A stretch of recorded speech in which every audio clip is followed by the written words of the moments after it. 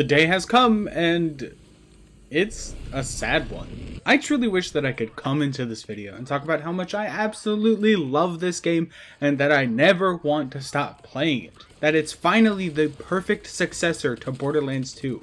That it's everything I've ever wanted in a video game, and that it is not only game of the year, but well worth the 6-year wait between it and Borderlands 3. But it's just not. I'll admit and say that I did buy into the hype, seeing the shorts about the beautiful landscape, but trying my best to skip the ones about the story or the characters so I could go in relatively blind. But it was enough for me to warrant, along with making this video, the purchase of this shiny gold piece of shit. Not only did I have a GameStop employee trying to shove his massive membership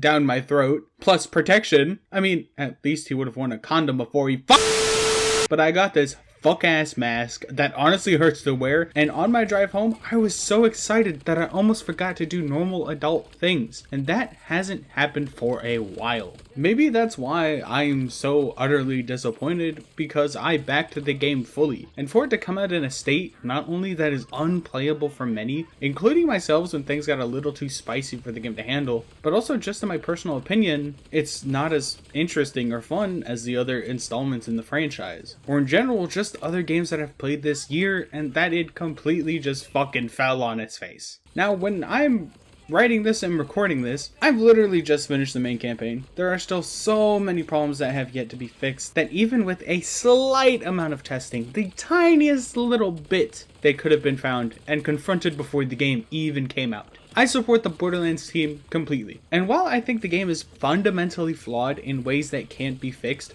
Randy recently has just been a huge pain in the ass, blaming the consumer about pricing and performance issues, and I want to say this now. Randy is a fucking twat, and is constantly showing us, blaming his game's poor performance on low-end rigs, when even consoles that it's meant to run on are also fucking struggling, dropping below 20 frames per second, constantly mid-fight.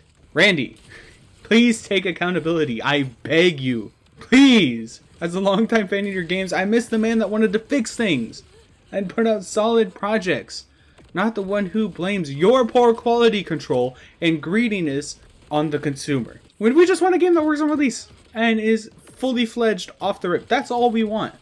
That's not a lot to ask when you're paying a minimum of $700 for your game. $700? Wow, fuck that. $70 for your game, and upwards of $300 if you add in everything. Anyways, I have a lot of negative things to talk about when it comes to this game specifically, and I don't want the entire video to just be me dunking on everything that went wrong, so let's talk about something I actually quite enjoyed about the game, and that is the story. Immediately the game shows its cards, and it's just fucking buck wild off rip. Not in a silly, kooky, quirky sort of way, which was a major misstep, I feel like, when it came to Borderlands 3, but they show us a side of the series that we've never really saw before. While others were screaming about Brad Pretzels and how many hits this will get on the EchoNet. This takes so much of a more sinister tone, which is a nice change of pace, but something I was not expecting at all from the wackiness of the other fucking 17 games. It is a little sad we don't start off by hopping off of a bus, or getting our ears yapped off by Claptrap, but to be immediately shoved into a fucking prison camp, where I'm sure millions of people have this stupid little head shit put into them, is a tonal shift that we needed. Kinda gotta toe the line here. Oh my god, they're fucking dead! To have two back-to-back gruesome deaths happen right in front of your own eyes, seemingly self-inflicted. Fucking nuts. But the fact that the big man upstairs, the timekeeper, just has two people end it all, while we watch unable to help, is absolutely horrifying, and I love it. Like, the concept, yeah, sure, not the best. Would have been best if the timekeeper didn't force them to do that, but you know what I mean. Hearing true pain coming from one of them, as they just murdered 10 of their fellow prisoners and possible friends, watching it through their own eyes, but being unable to control what is happening or fight against the big golden bitch, it's just nuts. It's fucking crazy. To even experience ourselves for the first time, leading to the boy RJ sacrificing himself for us, just to have to then commit seppuku in front of us, like I never thought a Borderlands game was going to be this harrowing. Let's talk about RJ for a second, and just some spoilers for the end of the game. So, Yeah. Yeah. First of all, absolutely. Fuck. First of all, absolutely beautiful writing when it came to the very end. Because not only was it just 10 times more succinct than the ending of 3, but having the game throw curveballs at you after the credits, having him come back for the last boss fight after you think everything is over and done with, absolutely threw me for a loop.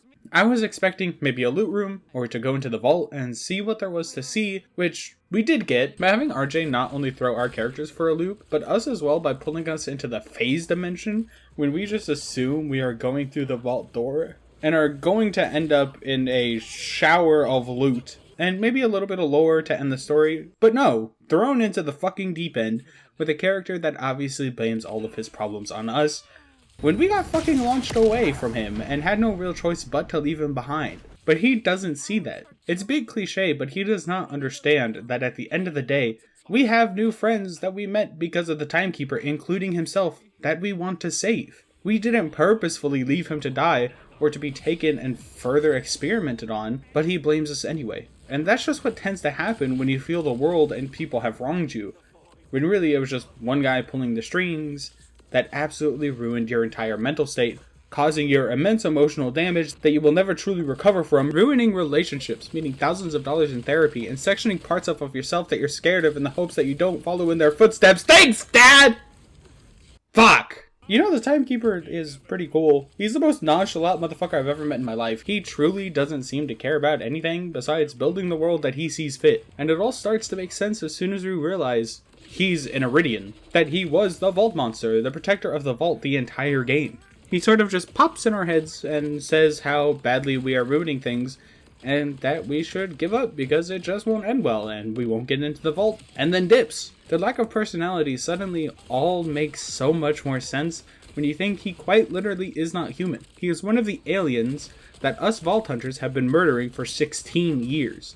It also tracks that he, the Timekeeper, is guarding a vault which holds knowledge of the end of the universe. That the sort of soul manifestation of the Firehawk was holding on to something that would help us, probably in the next game.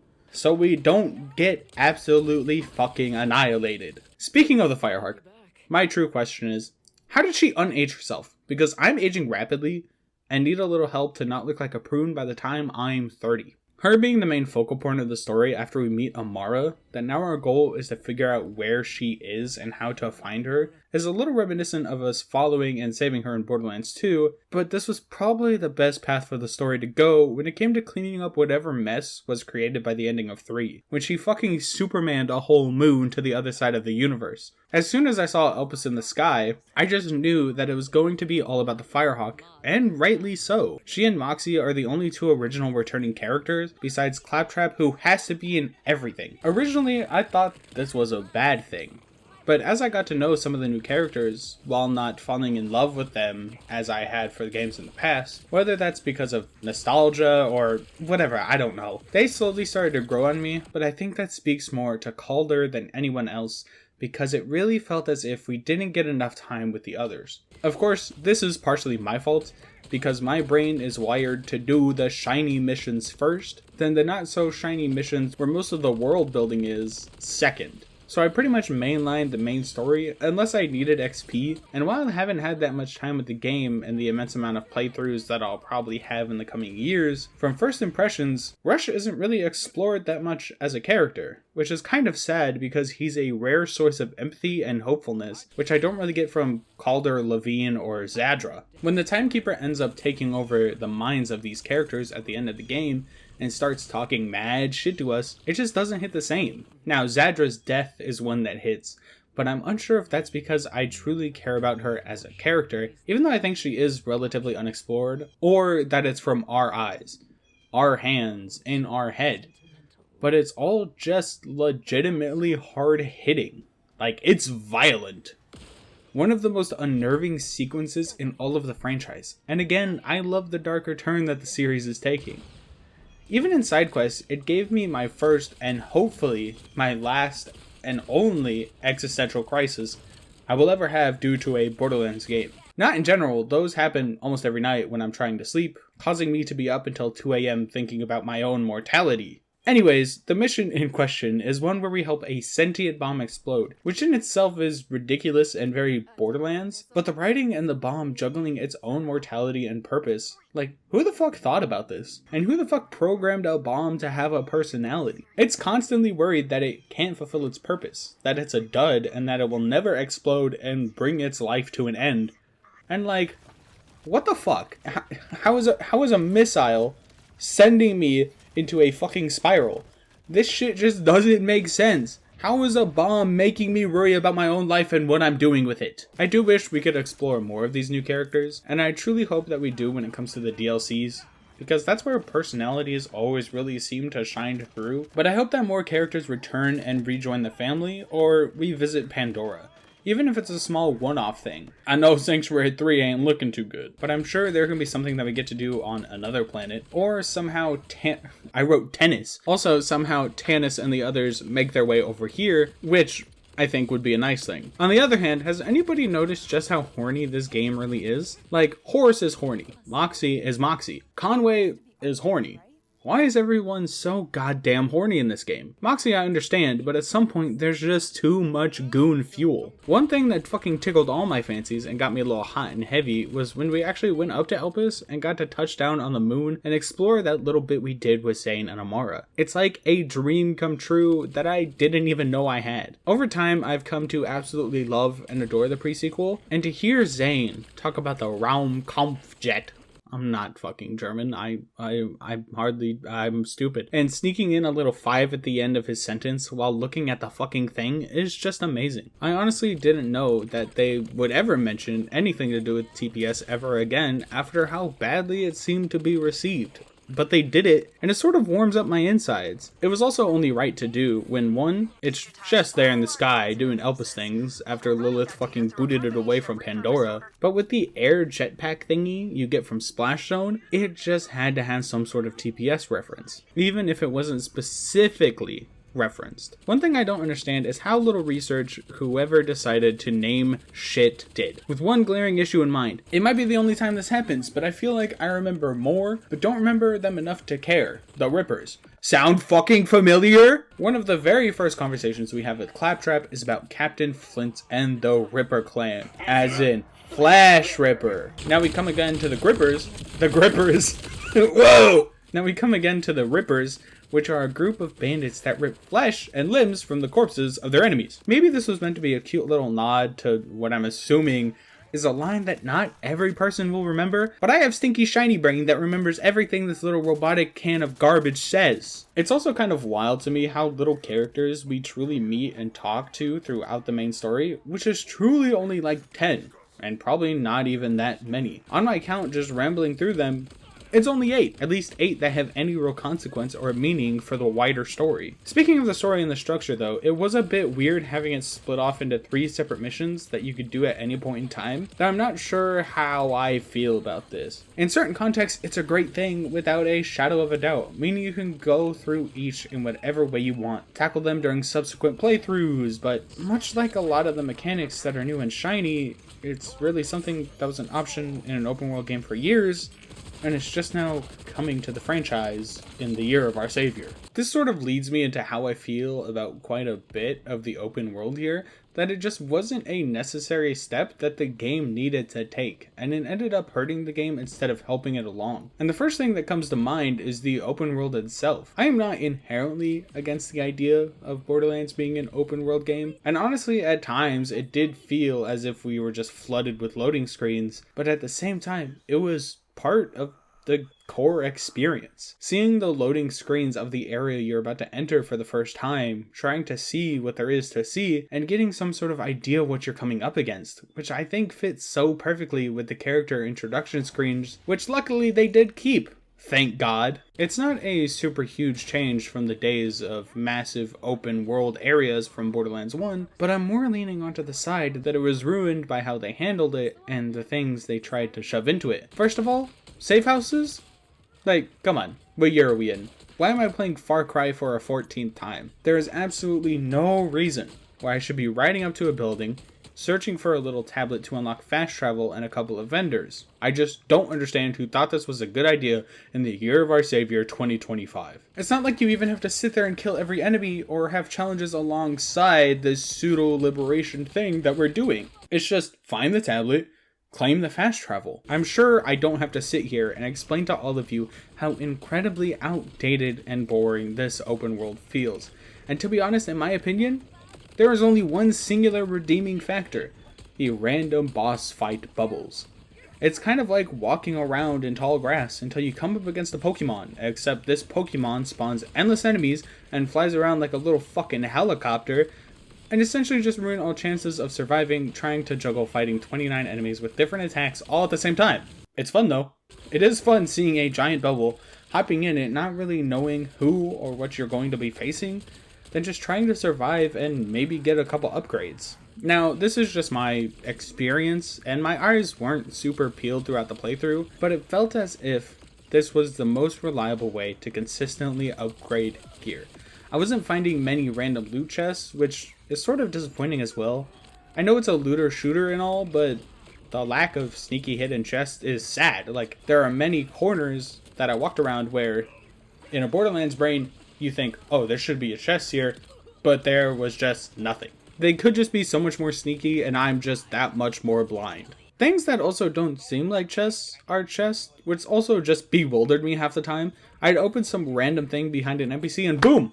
Blues and purples. But then the giant bulbous round things are just garbage cans. Or if they are chests, just give you ammo. I also sometimes feel as if there is just far too much free space. I miss the tight, controlled spaces, jam-packed with random shit and references of Borderlands 2. And while there are the encampments and enemy spawn points along the way, it just doesn't feel the same. It feels empty, unnatural, and honestly, not very wasteland-y. Except for the portion of the map that is obviously just a fucking wasteland. But these areas, in my opinion, are just not very fun to drive through. And this takes me to, honestly, my least favorite part of the game, being the driving and the mission design. I'm a big believer that if people would rather fast travel than explore and see the world for what it is, that you have either built a world that isn't very interesting, or have made a movement system that is also not very interesting to use. And for me, both are true.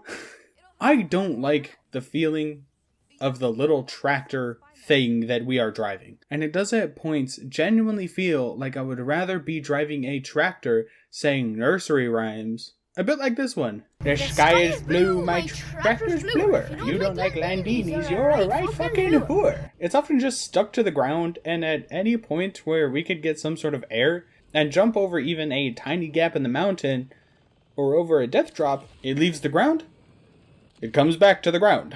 Also, can we just bring back catch rides, please? Like, you know it's a thing. You made a joke about it. I know it's a new world. Ooh, blah, blah, blah. I beg. Zed made it over here. Why can't we have a new funny mechanic? I'm sort of mixed on the ability to just spawn a car out of your ass. Well, yes, it's convenient. It's just not Borderlands. Not only can we not see how much health our car has in a numerical value, I'm using big ass words. I'm pissed, I guess. But it moves at only 80. 80 what? Miles an hour? Meters a second? Kilometers an hour? I ain't sure what HD is, but my doctor just called and said I got 80 of them bitches. Woo! I'm so full of original jokes. What the fuck? I'm just not totally sold on the idea of this world, because like I said, it's already outdated and has been out of style for at least 10 years. This problem is only fucking exaggerated by the fact that in this giant open world, mid-mission, we will have to travel over 2,000 meters, or whatever the fuck the shitty words they use for the distance that we are driving. There's one specific at the end of the game, which is especially egregious, where they are trying to teach you all the fun things you can do. You know, the live service things that change and are different each day or week. Like, okay, come on.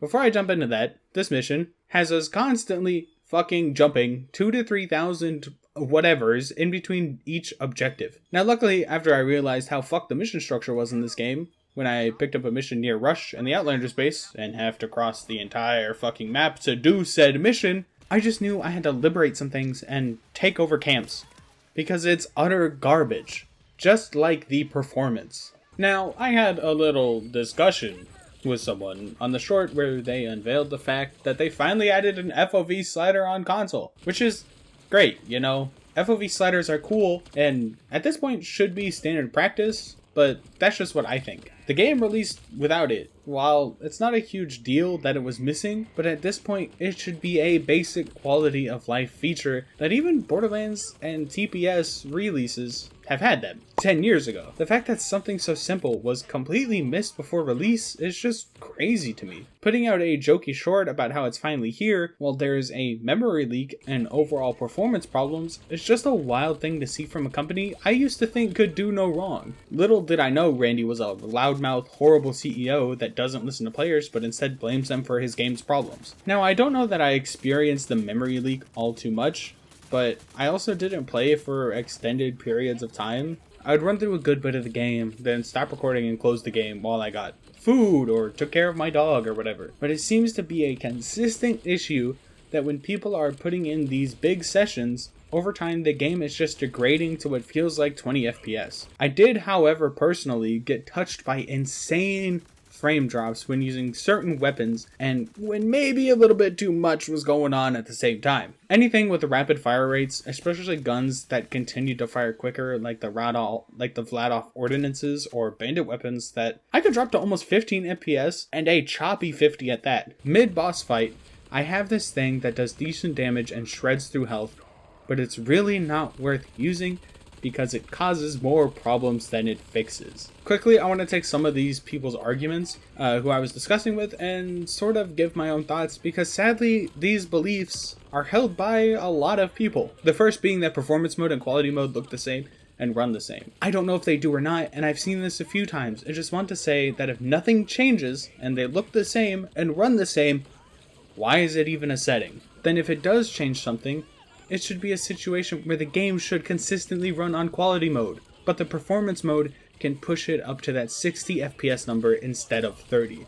Is that too much to ask? Maybe. Another major point I saw and want to touch on is that it's an Unreal Engine game and they're hard to optimize. And I'll be honest, I know nothing about game development. I commend any team that can put out a fun game that functions. I have the utmost respect, especially for indie developers that have just been fucking cooking the past few years. But to give this much leeway to a team that is huge at the helm of a game that will no matter what be played by millions is insane. Maybe I'm in the minority here, but if the product isn't running properly or functioning as intended or releasing with missing features, that should be left to bake for a few months. They have internal testing, and I know you can't test every single fringe case, but I think they could have left the game for a few more months, fixed the performance issues at least, instead of focusing on claptrap volumes and the world that I still think is far too large and uninteresting. The best course of action that I found to just keep the game playable is to use shotguns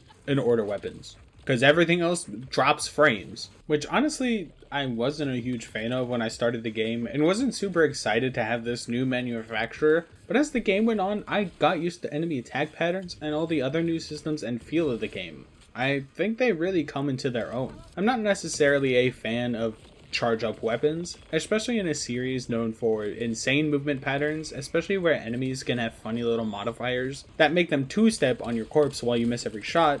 But like I said, it's just something I had to get used to, and in the end, some of the best guns to use were order sniper rifles. One thing I don't quite understand though, is that at times during my playthrough, it feels as if the different manufacturers sort of lost their identity from what was established years ago, and carried on throughout the series until now. At some point, I had a Jacobs sniper rifle that when I reloaded, it acted like a TDR gun. Honestly, I was so bewildered that I didn't really look into it at the time. So I don't know if it was something else I had equipped that meant if a weapon had a TDR part, that it was a TDR throw, or maybe my game was just fucking up.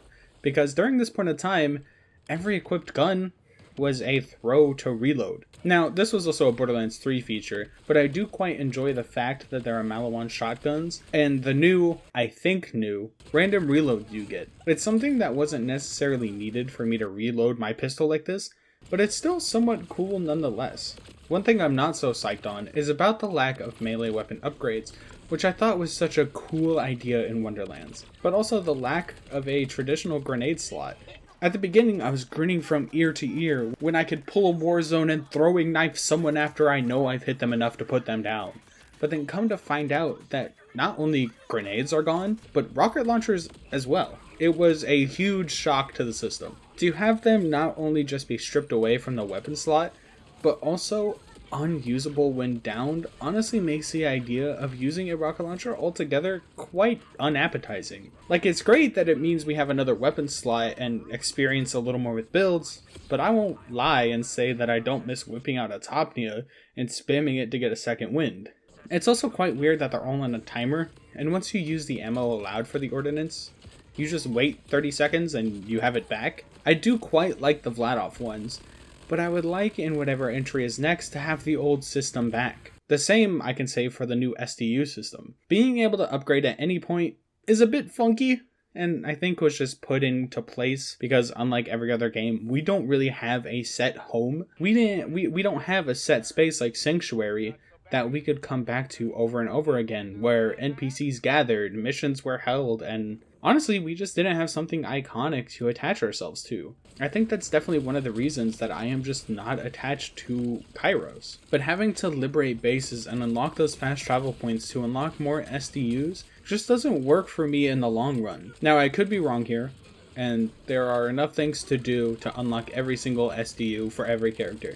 But at this moment in time with what I've done, it feels as if you have to be somewhat sparing with these tokens because there will be no chance to get more. Once they're gone, they're gone.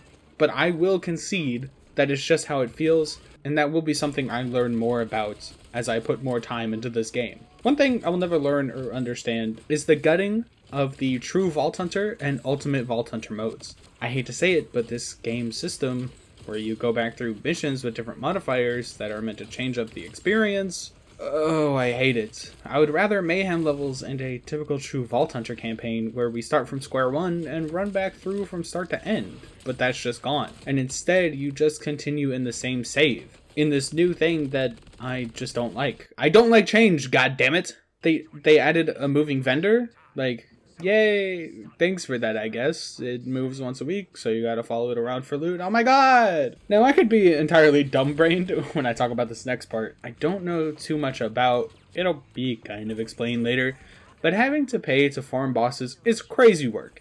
We usually use bosses and farming them as a way to get money, not pay you in your fake currency for you to respawn a boss. Now, I could be completely wrong about this, and you might be able to save quit like days pass to respawn a boss. And this is only a thing where you can respawn it immediately as you're fighting. And if it is, I think that's pretty cool. If it's how I think it works, it's pretty gross. I also find how they inform us of the mission we are on is a bit weird, where we no longer see what level a mission is, and if we could even do it, but instead everything seems to scale to our level, or just above, which leads me to another point I have. When an enemy is a few levels over you, you usually get a little skull next to their level, and it's a pretty good tell as to what level you need to be for that area in missions. And you know, again, the mission level itself. Here, they don't do any of that, it's just a skull.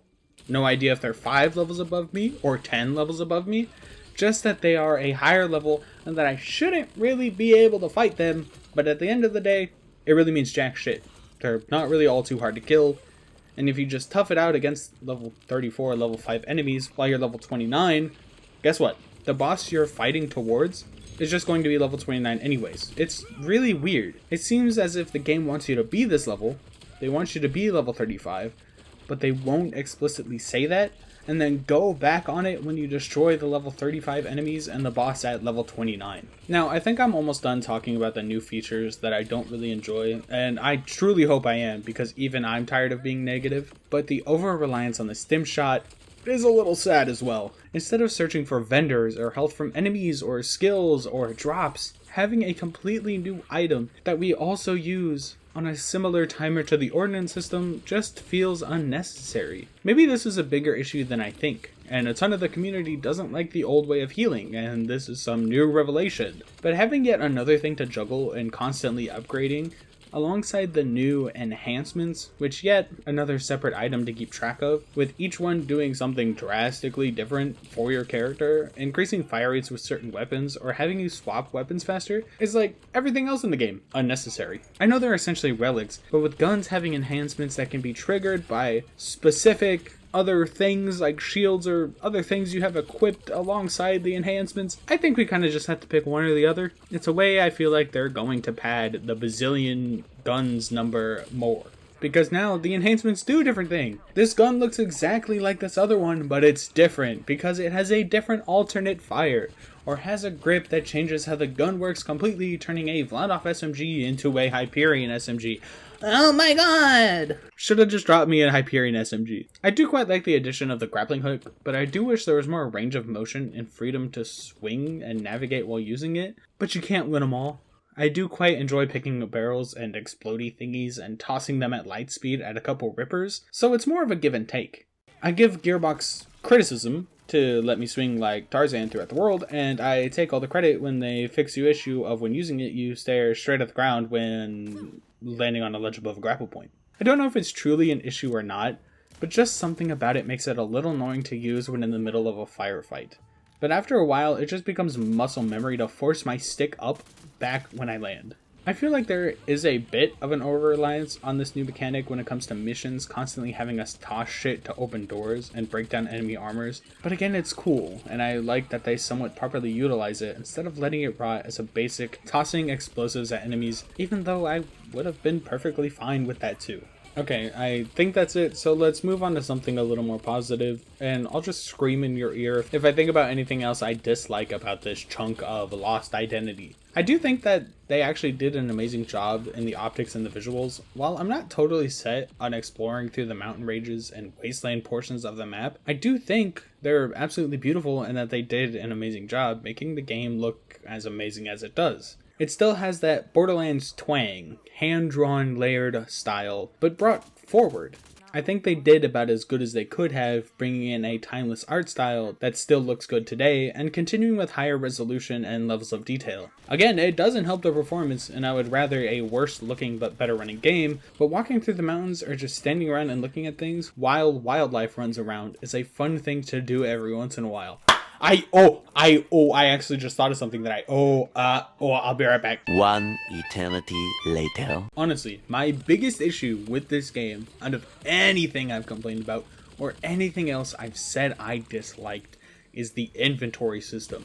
It is possibly the worst inventory system that I have ever used in any video game ever. I am honestly not even exaggerating. First of all, we have an entire screen just for our equipped items, which is kind of annoying, but something I feel as if I could get used to over time. But with this screen, they are in a little square formation. That's a little D-pad action. When you can't switch them using your D-pad and have to hold Y or triangle, whatever the fuck you're playing on. I don't know what it is on PC, I don't care. Just to cycle through. Not a big deal though, just mad annoying to do that to pick whatever weapon you want, but it's not a big deal. At the end of the day, it's just slightly more annoying. Then you go to the second screen in the inventory menu to see what's in your backpack. Now, tell me who thought it was a good idea to do a fucking square grid of inventory slots and to show what you have equipped in your backpack. Who thought this was a good idea? Which one of them? Because they gotta go.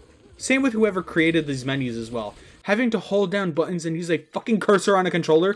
Like, this is a relatively new trend in video game and it's gotta go. It's just gotta leave. We gotta nuke the person who started it and reset the timeline because this just isn't it.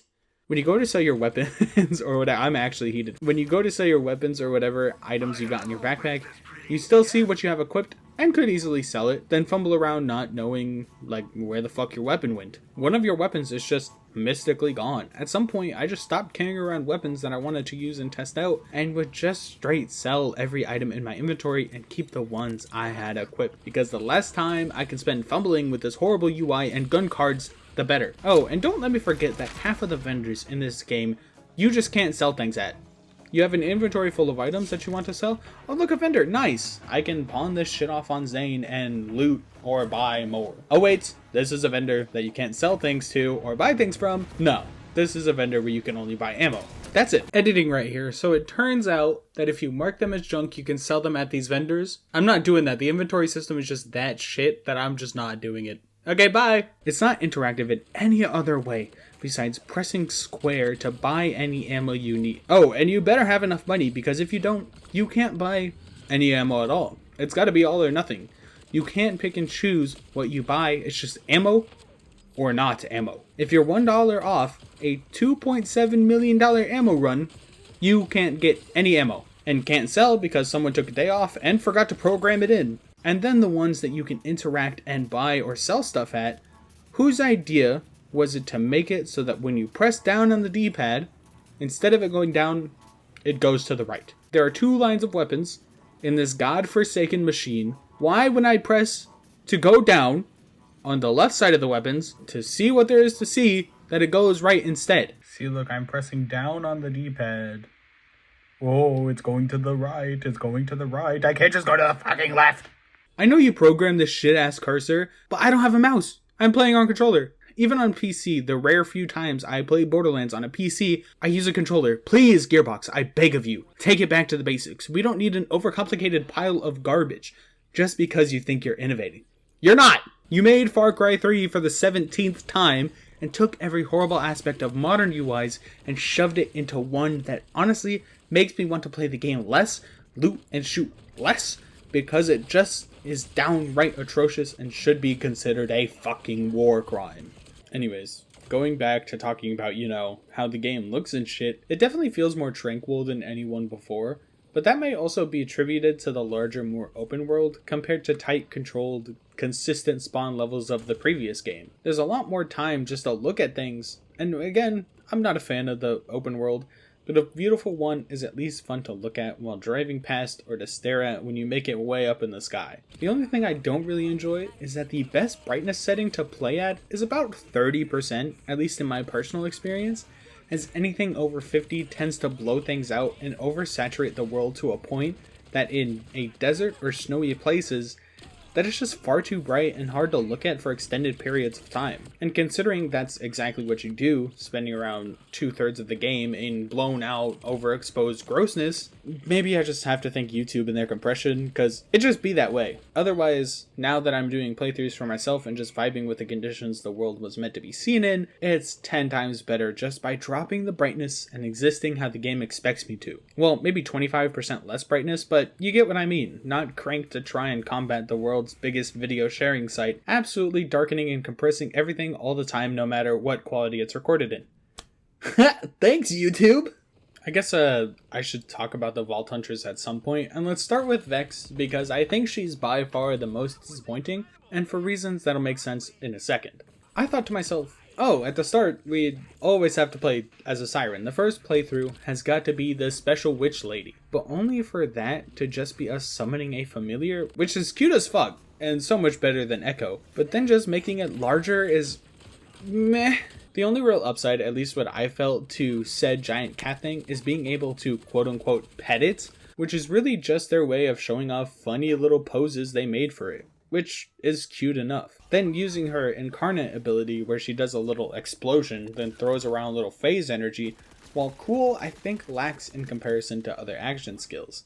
It feels more as if we are just holding another little bit of ordnance instead of a whole ass new power that is vampiric or sends thing into the phase dimension or fucking, I don't know, makes cookies or something. Then I didn't get any time with the third action skill, so I can't really even say anything about it. Once again, another thing that will all be explained as to why that didn't happen. Now, Harlow, on the other hand, while I think she is just as unimaginative and derivative as Vex, adds a lot of necessary color that makes my shitty little Tylenol brain light up. The main issue being that she just has a phase lock ability, and that's all the action skill is. Take an enemy out of a fight in a tiny little orb, and once the enemy is dead, kiss the orb goodbye. It holds them in the sky, so either you can shoot them, or it just holds them so you can kill off a few others, while not worrying about the little prick that is floating up there. Her other two abilities are slightly more, I don't know, better, but they have very specific uses, or at least what I think their uses are. With one being when it comes to mobbing, and the other really shining when it comes to boss fights. The chroma cannon, or whatever it's called, just shoots a massive ball of cryo, and I think it works best when you have a few enemies, maybe at different distances or elevations, because as it rolls on by, it deals cryo damage, which I don't like so much. I would like to use other elements, but that's just my disdain for both cryo and slag,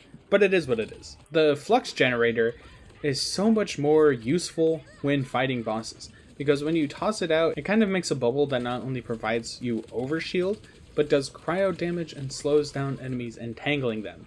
I don't know who named all this shit, but you gotta stop watching 80s sci-fi talking about flux generators and overshield. Now we get to Rafa, or as I like to call him, Wilhelm 2.0. Because just like Wilhelm, he has massive shoulder guns that kill things. Wow! Debatably, this is the most derivative character in the game, because his shoulder guns are just like Wilhelm's. His knife blades are... Actually, they haven't been done before, but very much remind me of the Ripper from Black Ops 3. And worst of all, he just becomes fucking Mega Man. Finally, last but not least, the genuine best Vault Hunter, even though he is just a much nicer, well-meaning Kratos.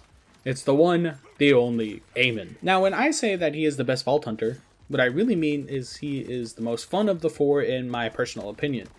If we are going straight damage output, I'm pretty sure that goes to Vex. But whipping out a literal whip and shield while running and gunning is just incredibly fun and reminds me a lot of Athena, but slightly better. Sadly, we can't throw our shield like Captain America, but it is what it is, and there is one that is just leagues above, the Crucible. Not only does Eamon whip out one axe, but he whips out two that you can sit there and slash people with or toss at people's head tops, and I think this is where Wonderland's melee system went. Then there is Onslaughter, but I'm going to be a reductionist because I truly don't care about the action skill, and just call it Lunge from Modern Warfare 2. So I think there is one hugely humongous glaring thing that I left out until now, and that's the vaults. Well, I don't have much to say, because you remember how I said I haven't had much time with one of Vex's powers? Well, it's entirely due to the same exact reason I did none of the vaults and left that portion of the game completely left unchecked and unexplored, because Randy's optimization is horrendously dog shit that my PS5 absolutely bricked itself and I had to get it repaired, and it's still not back. I'm not actually blaming the game for this, but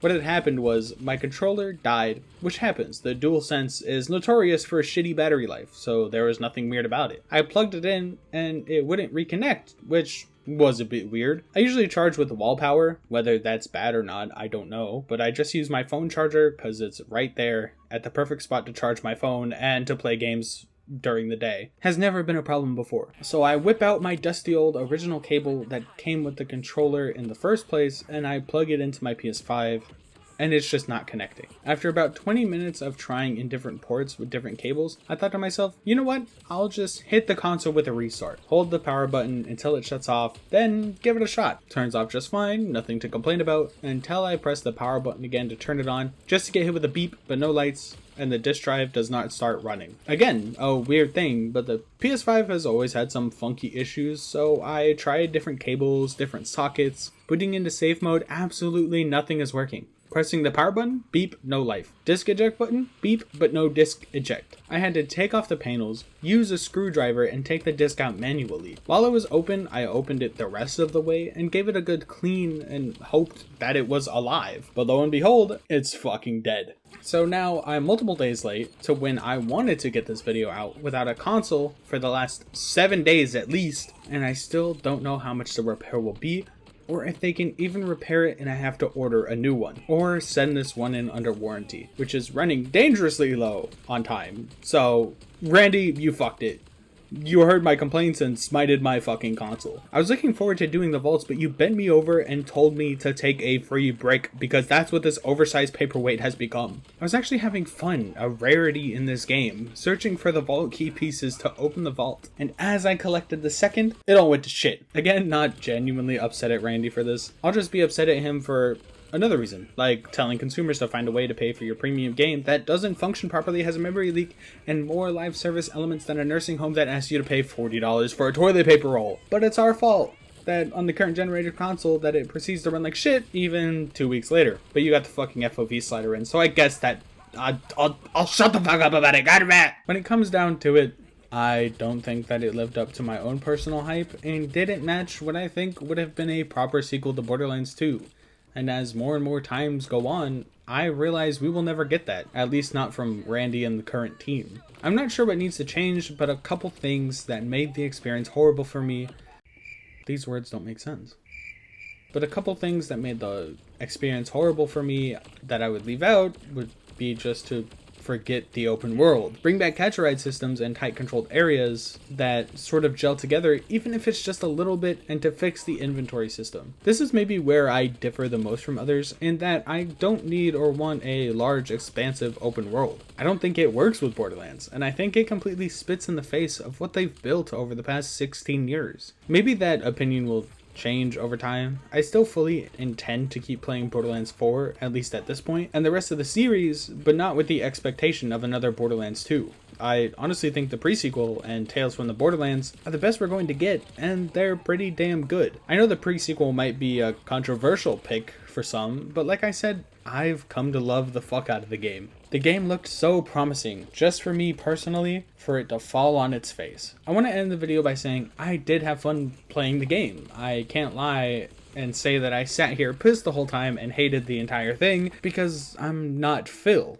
I will say, however, that to me, fun is the most important part, and if the shooting is fun and the story is decent enough, I can look past all the shit things they did. I just wish Randy would stop on whatever little power trip and god complex he has and fixes people's real problem with the game. I know they're planning to release multiple DLCs early next year or even later this year. I need to take a look back at the roadmap. I don't really remember. So maybe some of those fixes and changes will come sooner rather than later. But please, Gearbox, please, I just beg of you, please don't make another Far Cry game. We don't need more. You already made one. There's already like 14 of them. We don't need a 16th. We don't need it. We don't need it. We don't need Borderlands 4, Far Cry 17. Like, we don't need it. We don't even really need another Far Cry game. We can just end it. Let it die. Let it die, let it die. Let it shrivel up and die. You know, The Lorax is a pretty good movie. Yeah, I'm leaving. Woo! This is a first-rate town, but all you ever notice are the ways it stretch too far.